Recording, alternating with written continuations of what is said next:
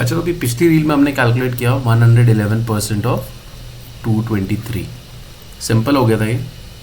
100 plus 10 plus 1% of 223 मैंने निकाल लिया था।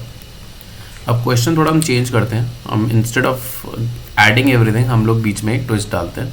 अब अगर ऐसा क्वेश्चन आया और मैं नेचुरल मेथड से जाऊंगा जो कि नॉर्मल परसेंटेज का मेथड है, दैट इज़ 119/100 इंटू 254। अब तुम देख सकते हो इसमें कैलकुलेशन कितनी करनी पड़ेगी या तुम्हारा बहुत टाइम लगेगा। This is not how we will approach this question.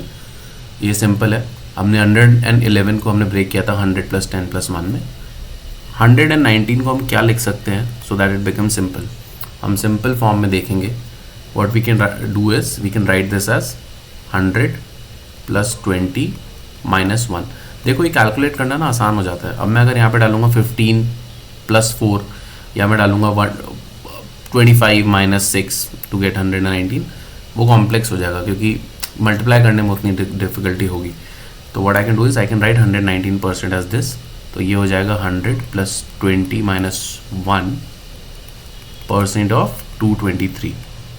अब मैं अगर ब्रैकेट ओपन करता हूँ तो ये हो जाएगा 100% of 223 which will give me 223 plus 20% of 223। मैं इसको लिख लेता हूँ, sorry 20% of 223 minus 1% of 223 that will be 2.23। अब मुझे 20% ऑफ 223 नहीं पता बट मुझे 10% ऑफ 223 पता है विच इज़ 22.3।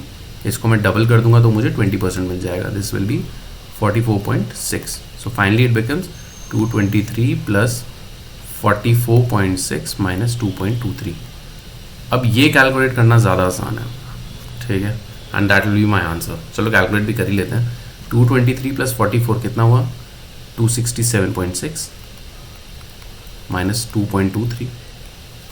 अब मैं अगर इसको सब्ट्रैक्ट करूँगा then I will get 265 point कितना 37 and this is my answer.